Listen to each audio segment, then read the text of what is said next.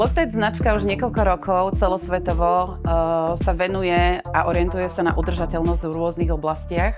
V súčasnosti je veľkou témou udržateľnosť v textilnom a odevnom priemysle a konkrétne ide o recykláciu z dôvodu toho, že textilný odpad neustále každoročne rastie na celom svete. Loctite Fashion Challenge je projekt, ktorý predstavuje jednu z ciest, ako sa priblížiť k udržateľnosti v textilnom priemysle a v odevnom priemysle, kde neustále narastá textilný odpad. Mladí návrhári prijali našu výzvu a vytvorili neuveriteľné návrhy zo second-hand oblečenia s pomocou ihly, a sekundových lepidiel Loctite. Myslím si, že tento projekt je takou štartovaciou čiarou k tomu, aby sme sa všetci zamysleli a nechali sa nimi inšpirovať a dali druhú šancu už second-hand oblečeniu alebo oblečeniu, ktoré sme vyradili v domácnosti.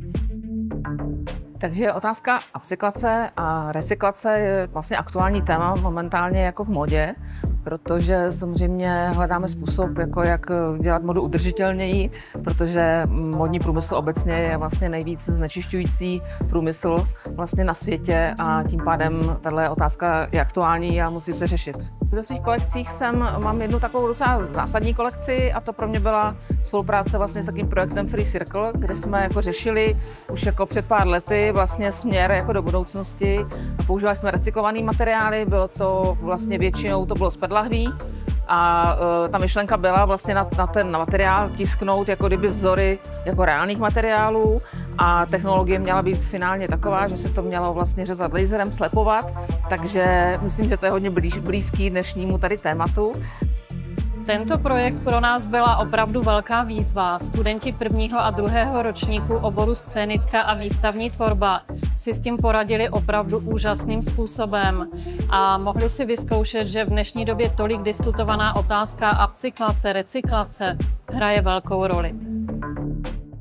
Začali jsme obě dvě svůj model, ale dělali jsme ze stejných materiálů, měli jsme stejný potisk a tak. Nemohli bychom to vlastně skloubit dohromady a takhle vznikl jako ten náš model vlastně a celá tato spolupráce s tím, že jako my se celkově dost doplňujeme, ale nekopírujeme.